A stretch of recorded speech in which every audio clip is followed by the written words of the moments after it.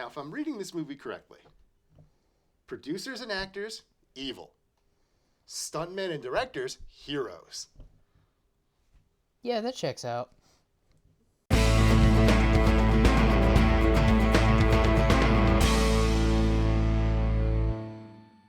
Welcome to the Out of Touch podcast. I'm Chris, that's Bill, and today we're watching The Fall Guy, directed by David Lynch, something. The guy that did Bullet Train and John Wick. So, Bill, what did you think of The Fall Guy? It's the most bizarre adaptation of a television show I've ever seen. Yeah, apparently it's a TV show, which I had no idea about. I mean, very loosely inspired by it. I mean, it's more of its own thing. They just take the basic premise of stunt guy, action thing. A couple character names. That's pretty much where it all begins and ends. And the original lead actor, Lee Majors, has a cameo. Which is cool.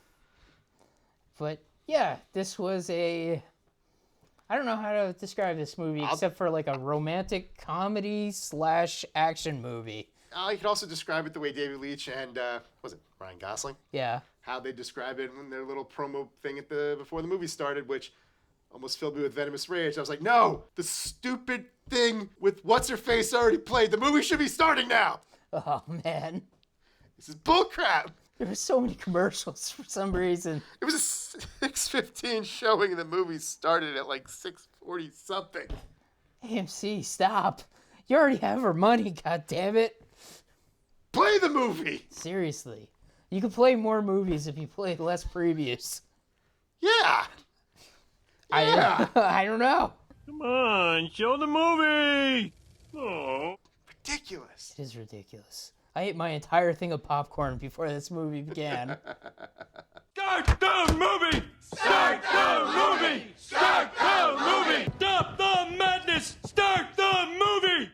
But they called it a love letter to stunt performers. And it is. Yes. That is I guess you could say, one of the most unappreciated branches of the filmmaking division. Like, they don't get award nominations from the Academy. No, they do not. And in fact, I don't even know how that would be very hard to do. Just but like best stunt coordinator. Yeah, they should though. It's like sound design people get stuff. Yeah. Cinematography, visual effects, but not these guys. Yeah, seriously. It is kind of bullshit that 100%. One of the more important aspects of modern movies and just movies in general ever since like Buster Keaton and stuff, which was stunts, you know? Guys falling down. Yeah. Or falling off of things, driving crazy cars into stuff, riding horses, all that stuff. It's like the first stuff put to film. Yeah. One of my great-grandfathers was a stuntman. Which is really cool. Yeah. And because of how little is cared for them, I don't think I'll ever be able to find anything he actually did. There's probably no record. Yeah. But, yeah, this movie is pretty cool. Like, a lot of behind the scenes of this movie that they're making called Metal Storm. Yes. And Ryan Gosling, who plays the main character, Colt? Colt? I think it's Colt. Yeah. I thought it was Colt, but yeah, I think you're right. Colt something. Yeah. Is one of the best stunt guys in the business. Until he's not. Yes. Because at the beginning of the movie, he tragically breaks his back. He's also having, a beginning of a romance with a young, I don't know, she's like a director of photography when they first meet. Or at least a camera operator. Yeah. Her name's Jody. Don't remember her last name. Did they give a last name? I don't know. They probably did. Doesn't matter. They mostly just say Jody. It's Ryan Gosling and Emily Blunt. So, Emily Blunt, the lady from Edge of Tomorrow and could have almost been Black Widow. Oh, yeah. Yeah. She got forced contractually into being in a terrible Gulliver's Travel adaptation. That's right. With Jack Black, I think. Man, be staring at my bank account with venomous rage at that point. I think she's done pretty well. She could have made. I guess she could have got that Marvel money. I'm just saying, she could have had like $30 more million in her bank account. Yeah, that's a lot of millions of dollars. But anyway, It's kind of the setup of the movie. Breaks his back, kind of ditches her for like almost 2 years, I guess, or maybe 18 months. yeah. Yeah, he just sort of wallows in misery for a while before he gets coerced into coming back for a movie. And then he gets sent on an errand. It's like, hey, the lead actor's kind of no-showing. Can you just go get him? Yeah. And then shenanigans ensue. I'm just a stunt guy. I forgot the name of the lead actor. I think he's like Tom Strive or something. The star of the movie. Tom Ryder. No. It's Aaron Taylor Johnson, though, Yeah. which is funny. Just like, hey, shows up in a lot of stuff lately. I can't wait to see him as Kraven the Hunter. Oh, wait. You have to wait a lot longer now. Damn. But anyway, so where do you want to talk about this movie? Well, do we just go right into it? Spoiler, who cares? Yeah, Or- why not? I mean, All right, so the title has a double meaning. yes. As we find out eventually in the movie. In mostly refers to his profession, but then by the end we find out, twist, he's also being framed for a murder because the dipshit actor accidentally killed his new stuntman. Yes. Which, man, the dipshit actor really becomes like more of a dipshit as the movie goes on, and he's just like an evil, kind of like psychopath, narcissist type of guy. Just a massive douche. Yeah. Though I guess you could argue the actual big bad is the producer lady. Yeah. Because this guy's a moron. You wouldn't know to orchestrate all this shit. No. He would just, well, we see he was crying in a bathtub. I don't know what to do. Man, the producer lady, too. Every time we see her, she's always drinking like a Diet Coke or like some sort of like soft drink. Oh, she must be deliberately modeled after one or two producers. Yes, somebody they worked with Oh, or whatever. 100%. Yeah. Whether it was David Leitch as a director or even just when he was still a stunt guy. Just Yeah. like, that fucking lady, that fucking bitch. Seriously. So phony. Like, every way. Yeah, the movie's pretty fun, all the stuff with Ryan Gosling and Emily Blunt is pretty good. It's like, oh, they have pretty good chemistry together. And the stunts are great, and the fighting is great, too. Yeah, there's a fun thing during the credits where they actually show the behind the scenes of the stunts, and it's like, holy crap, look at all that actual stunt work that this movie was doing the entire time. Yeah. I mean, there's some pretty great moments, like, towards the beginning of the movie where he, like, not even sneaks in, he goes to the actor guy's apartment, and He does sneak in through the back door. yeah, he has a code for the door, Yeah, so... still. And then, like, his girlfriend attacks him, the actor guy's girlfriend, and she's just going crazy with the katana. But it's like a prop katana, apparently. Yeah. That girl seemed familiar. I meant to look her up. Was that somebody? She seemed familiar. Maybe, yeah. I love how, she's trying to kill him with a katana, go through the whole thing, then it stops, and he's just, like, pouring out, like, the glass out of his hood. It was so much. There's just, like, so much glass. You gotta be careful with real glass. You really do. It's sharp. Yeah. But, oh, and I guess we got to mention one of the other characters in this movie that is, in my opinion, the best boy in the movie, Jean-Claude, the dog, that only takes French commands, which is pretty funny. He's trained to bite people in the gonads. Yes. Jumping ahead, I thought he was gonna maul the producer lady for a second. I did too. Thought he was gonna bite her in the vagina. Yeah, he was right there. I thought it was gonna happen. Yeah. I was kind of like, do it, do it. Yeah. But there is, like, insane escalation through this movie. I mean, there's that scene with the assistant girl getting grabbed by the goons, and he gets the dog, and they go after her. They're jumping on the truck, and the dog's biting guys in the balls, and he's fighting the other guy, and things sliding around. They're crashing into things. Yeah. It's like surfing on, like, the piece of metal behind the, like, truck or whatever. Driving past the karaoke bar he's supposed to be in. Yeah. That is pretty good. It's a nice background gag. Yeah, it's fun. It's so fun. It is, like, not really too much, like, fighting type of stuff. No, it's more just like car stunts, some falling down stuff, a little Yeah. bit of fighting here and there. Yeah. Like, I don't know what they gave him, like LSD or something, and he's like hallucinating while fighting these guys in a nightclub. I mean, he is absolutely tripping balls. It's just like, It's like, what if John Wick on acid? yeah. I mean, the drug dealer who is like absolutely ridiculous. He's got like metal teeth and like Leopard spots on his head. which is just like nobody in real life would honestly get that tattoo, or would they? 100%. We're gonna find out that guy actually looks like that in real life. Just seems like overly. Some people go overboard on tattoos and stuff. Oh yeah, I know, but just like leopard spots on your bald head. I've seen it. Not necessarily. Leopard spots? Not specifically that, but like tattoos on the bald head. Yeah, I've seen like full face tattoos and stuff too. So it's not that weird. Yeah, but it's just like why? Why would you do that? I don't know. People are weird. Yeah, You've been around. I have. Look around. A lot of weirdos out there. Yeah, I guess so. Whoa. I'm not that weird. Okay, maybe. But I keep it in check. Man. So many jokes at my expense. Well, step up. Maybe one day. But anyway.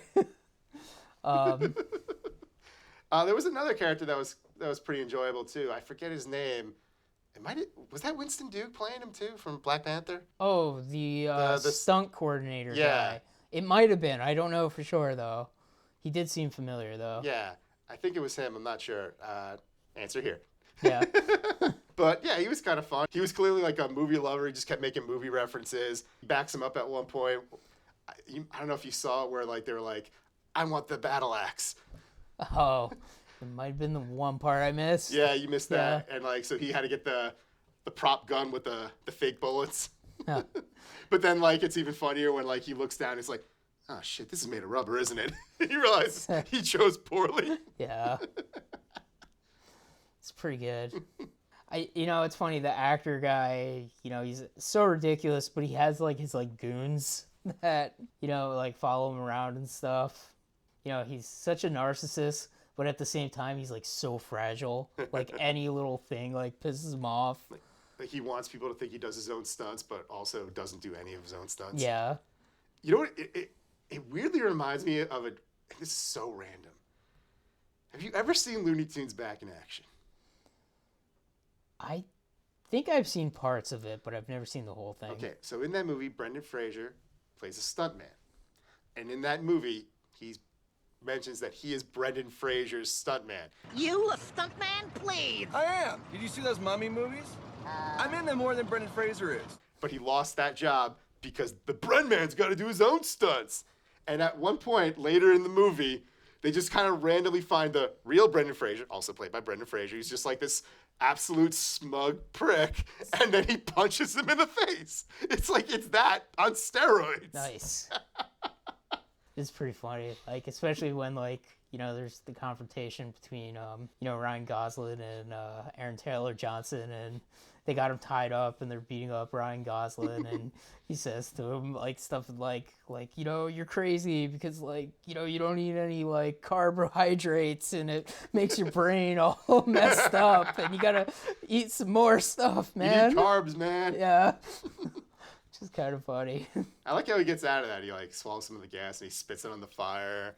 Well, they pour it in his mouth. Yeah. Because he keeps like talking and then... I also like how it didn't even occur to me that it'd be a setup where he's just like, because he has a history of, I thought, because he's wearing like a Miami Vice stunt jacket, I'm like, okay, obviously he wasn't on the show, but maybe he was on that movie that was made once upon a time. Nah, it got mentioned later on. I was like, oh, it was a Miami Vice stunt show. Yeah, okay.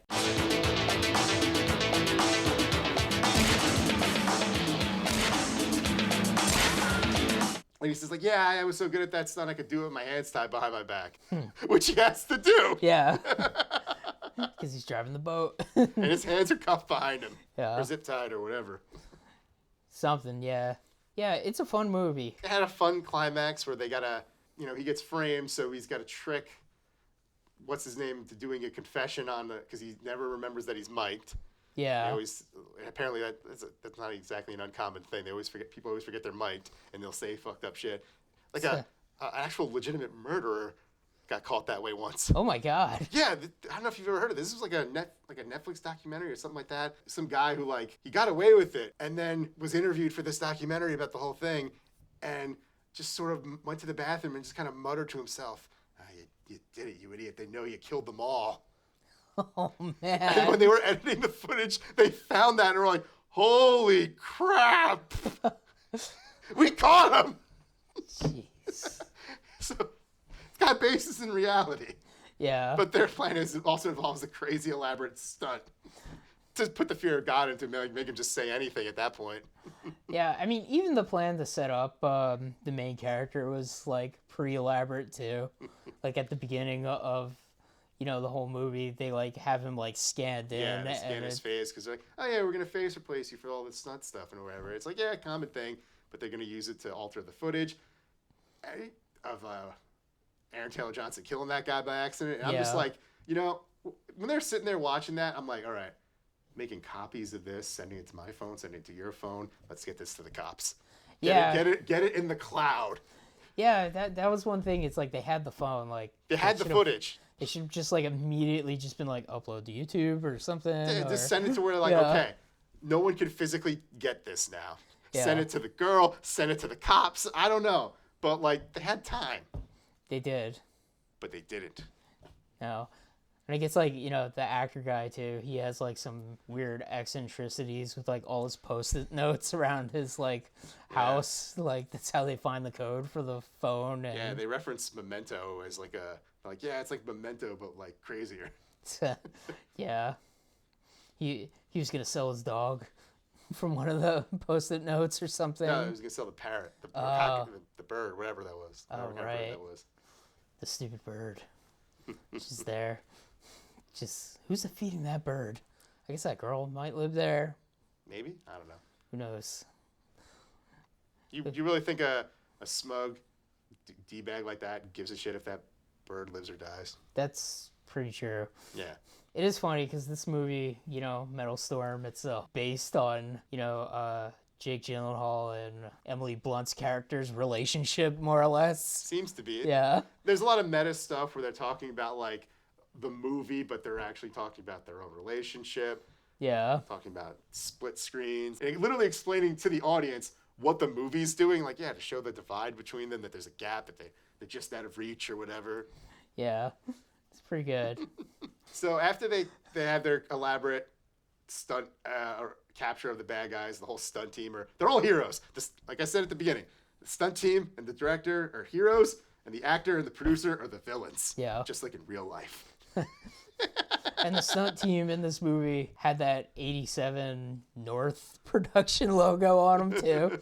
It's just like, might as well just use our own company for this movie. Why not? Yeah. And at the end we see a trailer for the finished version of the movie where obviously Aaron Taylor Johnson's character is in jail. He had to be replaced, and he is replaced with Jason Momoa. Is he in jail or is he dead? Oh, we saw him. Oh, well. Yeah. I forgot. I forgot about the very end, didn't you? Yeah, you're right. Because at the very, very end, because it's after the credits, we see a whole bunch of stunt stuff. Some cops or whatever show up to arrest them, and that's where we get the Lee Majors cameo. And I think there was someone else that I read that was also from the original series there too. And he runs to gets blown up. Yeah. And yeah, he might be dead. Yeah. I guess you're right. I guess he could be dead. or like severely burned and maimed. But yeah, we get a fun cameo from Jason Momoa being the star. He's doing the fighting and stuff. He's like, yeah. It's just like that's what Jason Momoa does now. He goes, yeah. Yeah. Does he do that in Dune? I want to say he might. Yeah. I don't think he does that like Scream like he does in like Aquaman and stuff, but I mean, it's a full-on just parody of Jason Momoa's action stuff, where he's just like. To be fair, I think he's a little toned down in Dune. Well, You would assume, right? I mean, even though his character's name is Duncan Idaho, so I know, but it's supposed to be like a real movie. yeah, I guess so. But it is like, Dune is really weird though. If you say so. But I love it. Okay. It's awesome. So I've heard. But anyway, I yeah, haven't seen Dune. Or Dune 2, second Dune. yes, Or Dune Classic, original Dune. Or the weird TV miniseries. Or read any of the books.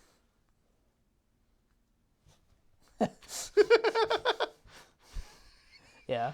Or watch that weird documentary by that one guy who was like, my version of Dune would have been great, guys. Oh yeah, Yeah, that's a thing. I forgot about that.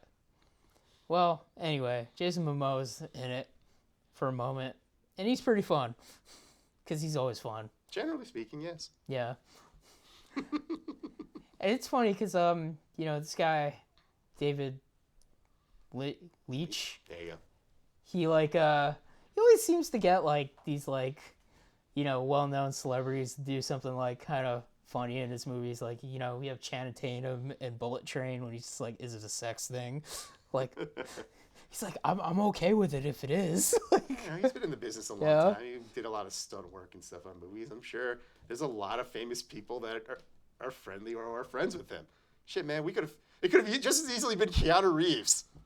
Oh man, I thought it was gonna be Tom Cruise at first because they kind of mentioned Tom Cruise a couple times. They did mention him a few times. Yeah, so Jason Momoa did get referenced on a Post-it note, though. Oh, okay. Yeah, because Aaron Taylor Johnson had trying to figure out how is it pronounced Momoa or Mamu? Like, how is it pronounced? Like, just confused by his name. Right. It's funny because even I was confused by his name, but now he's so well known that it's just like you just know it now. It's like, Yeah. oh, it's Momoa. Used Okay. to say Mamumu. Yeah. Yep. Back in those Batman vs Superman days, we're just like, who's this guy? What the heck's Game of Thrones? Biggest show in the world, It was, apparently. it was before that happened, though. No, it was while it was happening. Well, yeah, I didn't watch that. So that's my blind spot. It was my blind spot at the time, but then I got on board. Yep. I'm like you. I just can't get with fantasy stuff. I'm not a fantasy guy either, but you know what? I'm down for brutality and the occasional set of boobs. Pretty good reason to watch the show, I guess. But anywho, Fall Guy is fun. You should go watch it. I've generally liked the movies that I've seen by David Leitch. He did Deadpool 2. I liked Bullet Train. Yeah? He did Atomic Blonde, right? That was all right. Yeah, Atomic Blonde was fine. Didn't like the ending, but it was generally an enjoyable movie, Yeah, And then there was Hobbs and Shaw, which was entertaining, but it was really stupid. it was stupid.